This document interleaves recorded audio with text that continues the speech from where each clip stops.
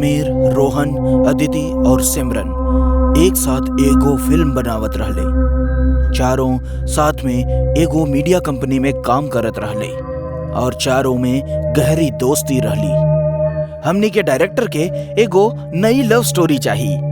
अरे यार, आजकल के लव स्टोरी तो एकदम कॉमन हो गइल बा। हाँ, कुछ यूनिक और अलग कहानी लावे के पड़ी जेकरा से ऑडियंस के मजा आए। हम सुनले बानी शहर के पुराना बंद पड़ल लाइब्रेरी में बहुते सारा किताब रखल बा और उस सब में बहुत सारा अनसुना कहानी बंद बा। लेकिन वो लाइब्रेरी सालन से बंद बाटे, ओजा तक हमनी पहुँचब कैसे?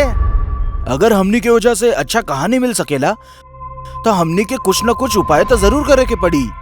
चारों एक रात चुपके से शहर के पुरानी लाइब्रेरी में घुसे के प्लान बनावेले।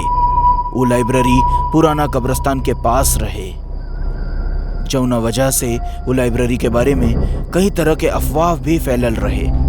चारों वो रात हिम्मत जुटाकर लाइब्रेरी जाए के निर्णय लेलन। यार, हम सुनले बानी वो लाइब्रेरी के बगल में ना पुराना कब्रिस्तान बा और लोगन के कहना बा कि वो कब्रिस्तान के आसपास ना कितना लोग आत्मा देखले बाड़े। तू का ये कुल किताबी बात में यकीन करेलू? हमने के लव स्टोरी बनावे के बा, हॉरर स्टोरी ना। अदिति बिल्कुल ठीक कहताड़ी। हमने के चुपचाप जाके लाइब्रेरी से कुछ अच्छा किताब लेके वापस आ जावल जाओ, केहू के कुछ पता ना पड़ी। चारों गाड़ी में बैठ के बात करत रहले हाँ और लाइब्रेरी के ओर जात रहले हाँ। तबे अचानक कब्रिस्तान के पास उनकर गाड़ी बंद हो जाला। अरे ये गाड़ियां बंद कैसे हो गई? बंद भइल भी त कौना जगह पर? हमने के बगल में पुराना कब्रिस्तान बा। अरे तू फालतू में डरा ताड़ू। तू लोग लाइब्रेरी के तरफ बढ़ा, हम ही गाड़ी के देखा था नहीं। ओके गाइस, ई सही रही। समीर ऊ कब्रिस्तान के पास गाड़ी के लगे रुक जाला और गाड़ी के ठीक करे के कोशिश करे लागल। अदिति, सिमरन और रोहन पैदल लाइब्रेरी की ओर बढ़े लगले। लाइब्रेरी के पास पहुंचते ही ओझा अचानक से उ तीनों के सामने एगो पागल सा दिखाए वाला व्यक्ति आ जाला, जेकर बड़ा बड़ा दाढ़ी और बाल होखेले और उ फटा पुराना कपड़ा पहनने रहले। ओकरा देख के ऐसा लागत रहल ह जैसे उ कई सालन से नहले नहीं खे रहल। ओझा के जा जाता तू लोग, ओझा जिन जा लोग, ओझा मौत बा। वो आदमी के देख के तीनों डरा जाले। पागल व्यक्ति उ तीनों के आसपास अजीब सा उछरत कूदत घूमे लागल। ए बाड़ा तू, हट जा हमनी के रास्ता से। मौत के साया बा, जे के हुबे एजा आई उ एजा से लौट के ना जाई। हमरा के बहुते डर लग रहल बा। तुम चिंता जानी करा, हम कुछ करता नहीं। रोहन ओझा पड़ल एक लाठी से उ पागल आदमी के मार के भगावे के कोशिश करे लागल। उ व्यक्ति उ तीनों के देख के पगलन के तरह हंसत की ओझा से चल गई।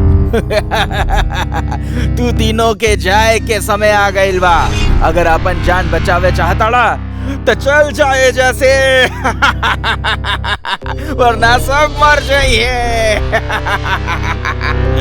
वो इंसान ऐसन काहे बोलत रहे? अरे यार, तू एक पागल के बात पे विश्वास कर ताड़ू, ओकरा अपन खुद के होश नहीं खे। चला जल्दी से जौन काम करे आयल रनी वो कर लेवल जा। तीनों लाइब्रेरी के पीछे वाली खिड़की के शीशा तोड़ के लाइब्रेरी के अंदर घुस जाले। लाइब्रेरी में कई तरह के पुरान किताब पढ़ल रहले ह। वो तीनों लव स्टोरी की किताब ढूंढे लगलन। वो लाइब्रेरी में चारों ओर अंधेरा रहल। तबे अचानक से एक किताब अदिति के पास आके गिर जाली। वो किताब एक सफेद कपड़ा से लिपटल रहे और ओकरा ऊपर कई तरह के धागा भी बंधल रहे। ई कवन किताब बा और ई कपड़ा में काहे लपेट के रखल बा? अदिति सारा धागा और कपड़ा निकाल के वो किताब निकाले ली। वो किताब के ऊपर राजकुमार और वैश्या के प्रेम कहानी लिखल रहे और वो किताब के ऊपर कुछ अजीब सा चित्र भी बनल रहे। अदिति वो किताब के देख के खुद के रोक नहीं खे पवली। तारा के कोनो अच्छा किताब मिलल का? ई देखा, ई किताब के टाइटल कुछ यूनिक लग रहल बा। और तो और ए पर बहुते अजीब चित्रकारी भी कइल गइल बा। देखा, ठीक बा, हमने एकरा ना बैग में रख लेता नहीं, वो हमनी बाद में पढ़ ले। अब ई किताब के हम अपन पास रख लेता नहीं। अदिति वो किताब के अपना बैग में रख लेली। अचानक अदिति के लागल के बैग के अंदर वो किताब अपने आपे खुले लागल और बंद होवे लागल। तबे वो किताब के अपना बैग से बाहर निकल ली और अचानक एक तेज हवा के झोंका आई और वो किताब के पन्ने पलटे लागल। का हो रहल बा? ई सब का हो रहल बा? ई किताब के पन्ना अपना आप कैसे पलट रहल बा? तबे वो किताब के पन्ना पलटब बंद हो जाले। वो किताब के पन्ना एक जगह पे आके रुक जाले। वो पन्ना पे राजकुमार और ओकरा पैर के पास बैठल लड़की के तस्वीर रहल ह, जेकर कपड़ा से वो एक वैश्या दिखात रहली ह। अदिति वो पन्ना के पढ़े लगली। राजकुमार और वैश्या के प्रेम कहानी। ओह, ऐसन कहानी तो धूम मचा दी। जैसे ही अदिति वो पन्ना के पढ़े लगली, ओकर होश उड़ गईल। वो डरा के वो किताब के फेंक देली।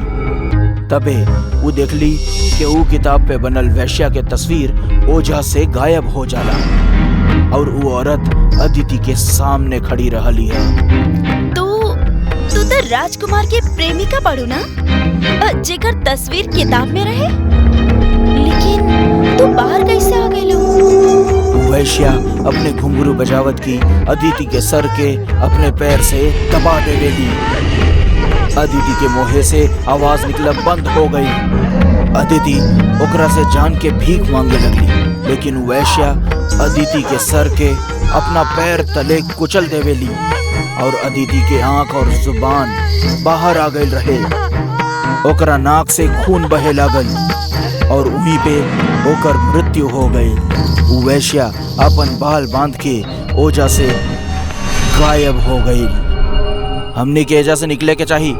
हमने सारा बुक्स इकट्ठा कर ले बानी, एमे जरूर कुछ न कुछ अच्छा मिल जाई। राहुल और सिमरन अदिति के ढूंढे लगले। सिमरन के नजर अदिति पर जाला।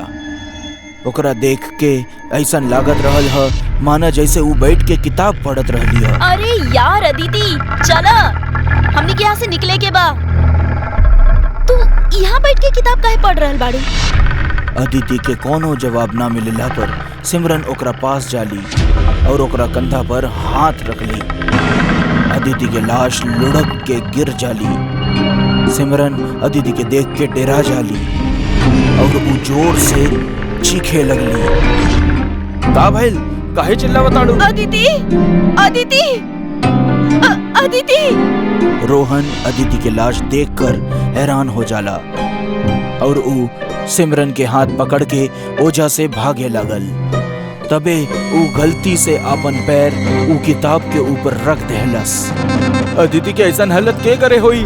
ये देख के ऐसन लागता जैसे कोनो बुरा ताकत के काम होके। हमने के यहाँ से फौरन निकले के होगी। तबे वो किताब रोहन और सिमरन के पैर में फंस गई और दोनों गिर जाले। ई किताब यू है किताब बा जे अदिति अपना पास रख ले रहली। रोहन और सिमरन वो किताब के देखे लगलन और देखते ही देखते किताब पे बनल वैश्या की तस्वीर अपना हाथ निकाल के रोहन के गला पकड़ ले ली। दोनों यह देख के डरा गए। अदिति रोहन के गला छुड़ावे के कोशिश करे लगली। तबे ओझा से वो वैश्या की तस्वीर गायब हो गई। तू ठीक तो बाड़ा ना? ये सब का हो रहल बा? ये जरूर शापित किताब बा। ये औरत की तस्वीर अचानक गायब कैसे हो गई? यही किताब अदिति के जान ले ले होगी। I'm sure। तबे सिमरन और रोहन के ऊपर गाड़ी के हेडलाइट के रोशनी पड़ल। बाहर समीर गाड़ी लेके आ गई रहे। सिमरन और रोहन के बहरे बुलावत रहले हा। अरे यार तू लोग सब बहरे आई क्या? गाड़ी ठीक हो गई बा, चला एजा से निकले के बा। सिमरन और रोहन वो किताब के ओझा ही छोड़ के गाड़ी के ओर भागे लगले। वो दोनों जैसे लाइब्रेरी से बाहर निकले की कोशिश करलन, ओझा वो वैश्या आ गई और अपना पायल बजावे लगली हा। दोनों ही देख के डरा गईलन। के बाड़ू तू? और हमनी के काहे मारा ताड़ू? हमनी तो तोहरा के चिन्हबो न करेनी। हमनी के छोड़ दा, हमनी के जाए दा, हमनी के छोड़ दा। तबे वो वैश्या सिमरन और रोहन के गला दबावे लगली और दोनों के हवा में उठा के कांच वाली खिड़की पे पटक देवेली। देखत देखत वो दोनों के मौत हो जाला। लाइब्रेरी के बाहर से समीर इकुल देखत रहल ह। समीर अपना हाथ में एगो ताबीज लेके लाइब्रेरी के अंदर घुस जाला। तू हमार कुछ न बिगाड़ पाइबू, हमरा पता रहल ही किताब खूनी बा, यही ले हम अपना दोस्तन के किताब लेवे खातिर भेज देनी। वैश्य समीर के छू भी नहीं खेपौली। समीर किताब पे ताबीज बांध लेला और वो किताब के अपना साथ गाड़ी में रख कर ले जावे लागल। बेचारा हमार दोस्तन के इहो नहीं के पता रहल कि ई कुल हमार करा धरा बा। अब हमार पिताजी प्रोफेसर मंतोष पांडे के रिसर्च पूरा हो पाई। ई खूनी किताब के राज अब ई पूरा दुनिया के पता चली और पिताजी वैश्या के अपना कब्जा में कर लई हैं। तबे समीर देखेला कि रोड के बीचों बीच वो वैश्या खड़ी बा। वो अपने गाड़ी के स्टीयरिंग घुमावेला और ओकर गाड़ी सीधा जाके कब्रिस्तान के दीवार में टकरा जाली। समीर के वहीं पर मौत हो जाला और वो किताब वहीं कब्रिस्तान के पास एक कब्र में गिर जाली और उन्हें दफन हो जाली। बिहान, अथर्व और शिवांश तीनों ही बहुत अच्छा दोस्त रहले और तीनों 12वीं कक्षा के एग्जाम के कंप्लीट कैला के बाद वैकेशन में कहीं घूमे जाए के प्लान करत रहले। हमके लागत है बार हमके गोवा या मनाली नहीं खे बल्कि गांव घूमे जाए के चाहिए। गांव के सुंदर वातावरण और गांव के हरियाली के आनंद उठावे के चाहिए। बात तो तुहार सही है, लेकिन हमनी से केकर गांव चली? हम तीनों एक एक करके सबके गांव चलल जाई, लेकिन शुरुआत बिहान के गांव नाथूपुरा से करल जाई। हाँ तो दिक्कत का बा, चला, लेकिन थोड़ा सतर्कता बरतिया। हमार गांव में तोहारी आवारा गर्दी ना चली, जैसे देर रात तक जागब, शाम के बाहर घूमब और सबसे खास भूत प्रेत के केहू मजाक ना बनाई। अरे हाँ, हम तो भुलाइए गल रहनी, तो हर गांव अंधविश्वासी के साथे साथे कायर और फट्टू भी बा। देखा आप तो हर ज्यादा हो रहा बा। बिहान, तू साइंस के इतना बढ़िया स्टूडेंट होखला के बाद भी ई भूत प्रेतन पे विश्वास करेला, लेकिन कसूर तोहार भी नहीं खे, काहे कि तोहार तो जड़ वैजा से ही जुड़ल बा, ता ई ता लाजमी बा। लेकिन तू टेंशन मत ला, ई बार हम तोहार और तोहार गांव वालन दोनों के गलतफहमी दूर कर दे। अब तीनों दोस्त आए वाला वैकेशन में गांव जाए के प्लान करत रहले और तीनों लोग चुन ले बिहान के वो भूतिया गांव, जहां शाम ढलला के बाद वो गांव के चुड़ैल निकलेला और गांव में अकेला टहल रहले कौना भी इंसान के जान से मार देवेली। वो तीनों के भूत पे जरा भी विश्वास न रहे और ई बार उनकर मकसद भी इहे रहल कि वो गांव पहुंच के वो चुड़ैल वाली बात के उनकर गलतफहमी साबित कर दी, जौन वो लोग इतना साल से पाल के रखले बाड़े। शाम के ट्रेन से वो लोग अगला दिन दोपहर में पहुंच गए रहले बिहान के गांव नाथूपुरा। वो तीनों बिहान के घर पहुंचले। उनकर गांव के पुश्तैनी मकान में सिर्फ बिहान के दादी ही रहत रहली और बाकी के लोग शहर में ही सेटल्ड रहले। अरे बेटा, तू आ गईला, बहुते अच्छा कैला। जा जल्दी हाथ मुंह धोला, हम खाना लगा देतानी, जा। तीनों दोस्त खाना खा के एक ही कमरा में अपना अपना बेड पे रेस्ट करत करत बात करत रहले। अरे तू लोग सो काहे गईला? अपन मकसद भूल गईला का? अथर्व अपना दोनों दोस्तन के साथे कमरा से बाहर चुपके से निकलेला और दादी के कमरा में घर के चाबी लेवे जाला। अथर्व अकेले दादी के कमरा में गल रहे। वो जैसे ही वापस जाए खातिर मुड़लस, एक पतला सा हाथ ओकर टी शर्ट पकड़ लेलस और पीछे से एगो डरावनी आवाज आयल। चाबी रख दो यहाँ। हाँ।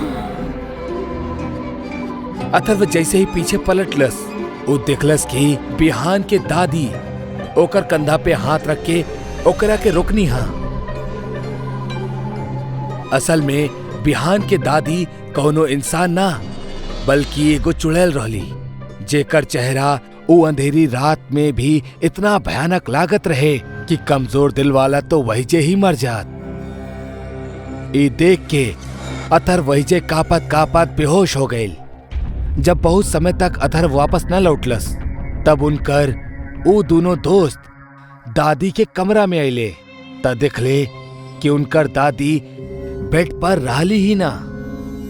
अरे दादी कहाँ गईली? वैसे दादी रात के 1 बजे कहाँ जा सकेली? अरे हो सकेला वॉशरूम गईल होखी, लेकिन पहले ई डरपोक के उठावा, ना जाने का देख लेलस कि ऐसे भी होश हो गईल। वो दोनों उ रात ना जा पावेले, काहे कि अथर्व उ हालत में ना रहे। अगली सुबह अथर्व के जब आँख खुलेला तो ओकरा ओके ठीक बगल में विहान के दादी बैठल दिखेली, जौन अभी भी उहे खौफनाक चेहरा के साथ ही रहली। बेटा, तू हमारा अच्छा बच्चा बड़ा ना, केहू के कुछो मत बताइया कि हम के बानी, ना त केहू तहरा ना जान पाई कि तू के रहला। हाँ, अच्छा बेटा हमार। एकरा बाद बिहान के दादी वहीजा से चल जाली। अथर्व अबही भी सदमा में ही रहल और अपन दोनों दोस्तन के यहाँ से जितनी जल्दी हो सके निकल जाए खातिर कहेला। उहे शाम जब तीनों दोस्त गांव के सैर करत रहले त ऊ एक चीज नोटिस करत रहले कि हर केहू उनसे दूर भागत रहल। केहू ऊ लोगन से बात ना करल चाहत रहल। उनकरा एकर वजह पता ना चलत रहे। एक चाय के टपरी चलाए वाला अब्दुल चाचा रहले, जे बिहान के तब से जानत रहले जब से बिहान बहुत छोट रहल। बिहान वो अब्दुल चाचा के पास गईल और उनसे कहलस, अब्दुल चाचा, हमरा के भूल गला का? ना बेटा, हम तोहरा के कैसे भूलब? हम तोहरा के तो अपन गोद में खिलौले बानी। एकर बाद विहान उनकर गांव के चुड़ैल और शाम ढलला के बाद केहू के भी गांव में ना दिखे के कारण पूछेला और इहो पूछेला कि आखिर ऊ तीनों के देख के गांव के लोग भाग काहे रहल बाड़े। बेटा, असल कहानी ई बा कि जौन गांव के चुड़ैल के जिक्र तू इतना साल से सुन रहल बड़ा, एक कौनो और नहीं खे बल्कि तुहार दादी बिया। गांव के चुड़ैल जौन रात में निकले वालन के शिकार करेला, ऊ तुहार दादी बिया। ई सुनला के बाद बिहान के पैरों तले जमीन खिसक गईल। हाँ बेटा, ई बात तुहार घर वालन के भी पता बा। आज से 7 साल पहले तुहार दादी बहुत बीमार हो गई रहली, लेकिन एक चुड़ैल उहे समय गांव में साया बनकर घूमत रहली। ओके एगो शरीर के जरूरत रहे जेकरा मदद से ऊ अपन शिकार कर सके। जब गांव के लोग ओकरा के मारे गए तब तुहार दादी भी उनमें से एक रहली, लेकिन लौटत समय वो चुड़ैल तुहार दादी के आत्मा के बांसवाड़ी में बांध देलस और वो चुड़ैल के आत्मा तुहार दादी के शरीर में घर कर गई। तब से तुहार दादी एक गांव में हर रात मौत के खेल खेलेली। तू दिखले होगा कि तोहरा घर में कोनो भी भगवान के मूर्ति और पूजा के घर ना होई और अंधेरा में कभी भी दीप या कोनो भी रोशनी ना जलत हुई, काहे कि चुड़ैल शैतान के पूजा करेली, भगवान की ना। एकर बाद अथर्व भी कल रात वाली बात के जिक्र कैलस और अब तीनों काफी डर गए, काहे कि ई तीनों वो चुड़ैल के घर में रहत रहले और इहे वजह से केहू भी इनके करीब ना जा चाहत रहले। आप समझ जाइल कि हमार घर वाले हमरा के अपन गांव में काहे ना आवे दे चाहत रहले और ना ही वो लोग कबोई सच के बतौले। एकर बाद तीनों वो घर में गईले, सामान बंधले और फौरन निकले लगले। लेकिन तब बे पीछे से एगो आवाज आइल। इतना जल्दी जा रहल बाड़ा बेटा, बाकी हम अब अपन पोता से अलग ना हो सकेनी। हमार माया खेल के कारण ही त हम ओकरा के अपन पास बुलैले बानी। अब तो हमार शरीर बहुते पुरान हो चुकल बा। अब हमार आत्मा के नया शरीर के जरूरत बा।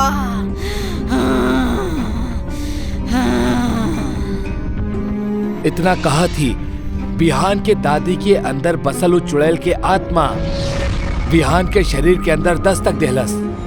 और इस सारा डरावना दृश्य देख के वो दोनों दोस्त अपन जान बचाकर भाग गए। कहेले अब बिहान के दादी के जगह बिहान के शरीर वो चुड़ैल के घर बन चुकल बा, जौन अगला 60 साल तक यूं ही एक गांव में हर रात ऐसने मौत के खेल खेली।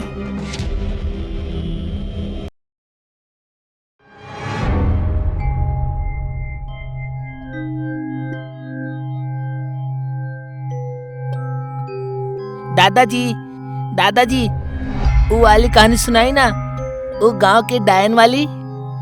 अरे बच्चा लोग, अब ही रात हो गई बा, ऐसे छोट बच्चा रात के भूत प्रेत के कहानी ना सुने ले। दादाजी अब हमने बड़ हो गए बानी, प्लीज हमने के वो वाली कहानी सुनाई ना। अच्छा ठीक बा बच्चा लोग, अगर तू लोग इतना जिद कर ही रहल बाड़ा तो सुना देता नी। बात था आज से कई साल पहले के, साल रहल 1999, जब गांव में दशहरा के पर्व रहल।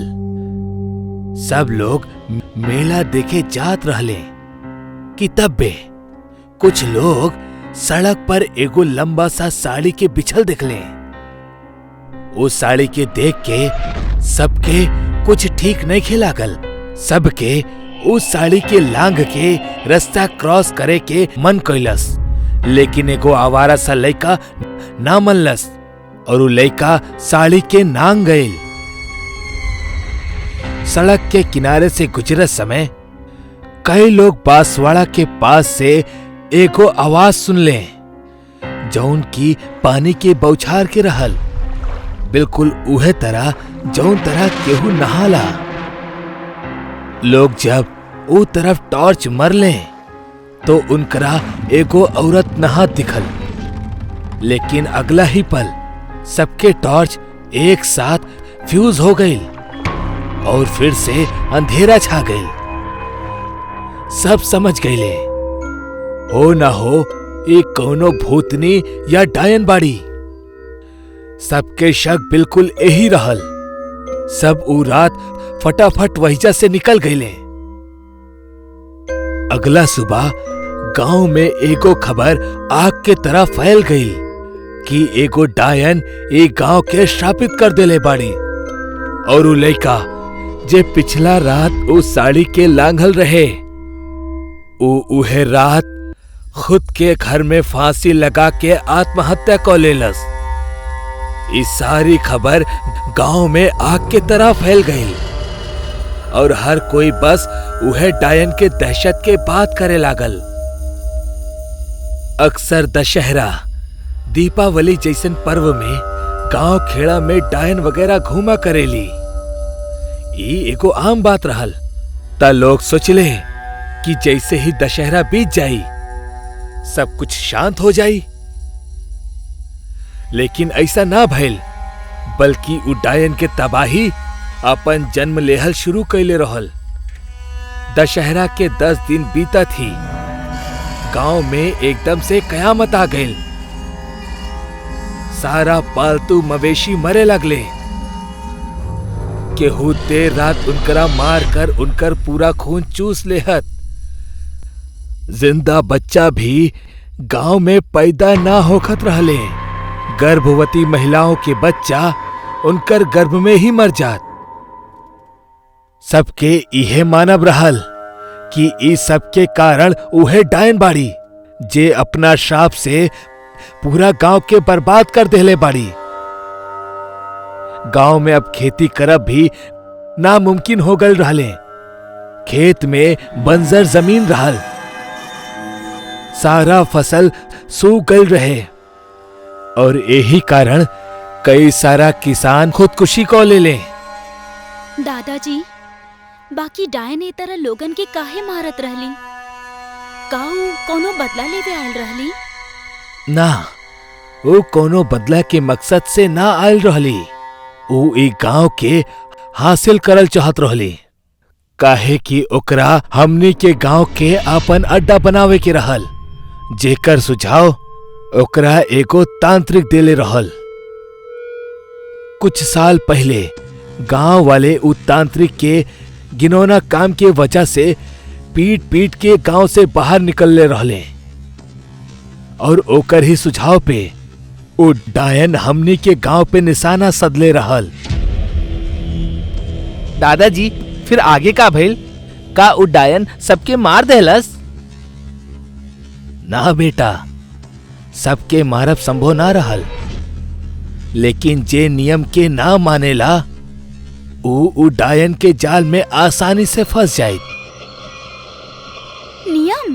कैसन नियम दादाजी? जैसे सूरज ढलने के बाद घर के दरवाजा खिड़की बंद हो जाओ, केहू के दरवाजा खटखटावे पे दरवाजा ना खोले के। लेकिन ऐसे डायन शांत ना बैठलस, बल्कि ऊ दूसरा पैतरा अजमौलस। अब तक शादी बारात भी गांव में ना हो सकत रहल, वरना डायन के पास एगो भारी मौका होखत अपन शिकार फंसावे के। ओ गांव के सब लोगन के अपना वश में करब शुरू कर देहलस और ओसे दूसरन के नुकसान पहुंचाओ चालू कर देहलस। धीरे धीरे उ डायन के आतंक बढ़त चल गईल। दादाजी, फिर गांव वालन के उ डायन से छुटकारा कैसे मिलल? गांव वालन उ डायन के दहशत से घबरायल रहले। इहे बीच सभी में एगो खबर उठेली कि ई काम उहे तांत्रिक के हाथ जेकरा 3 साल पहले गांव से धक्का देके बाहर निकाल दिहल गए रहे। गांव वालन गुस्सा में लाल भइले, उ तांत्रिक के पता करेले और फिर ओकरा जान से मार देवे के धमकी देवे के कहेले।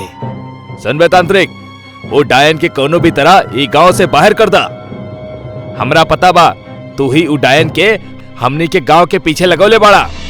अगर तू ऐसा ना कोइला तो तोहरा हमनी ऐसा भयानक मौत देहब कि तू तंत्र विद्या भी भूल जाइबा।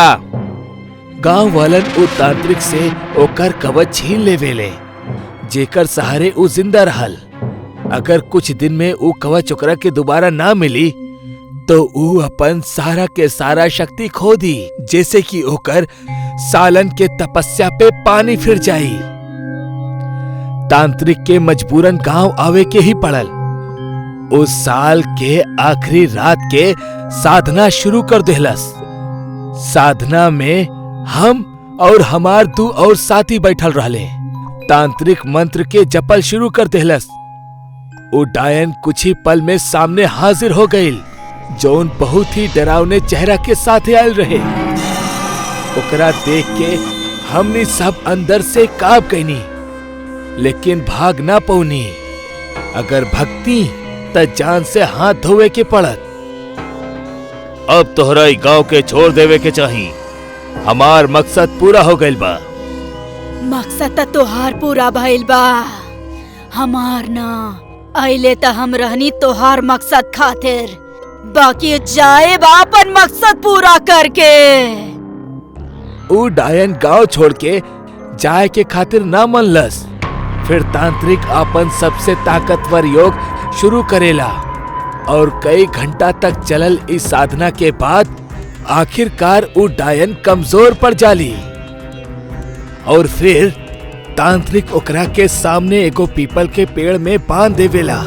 मुक्त होके के खातिर तांत्रिक ओकरा गांव छोड़ के जाए खातिर एगो शर्त रखेला।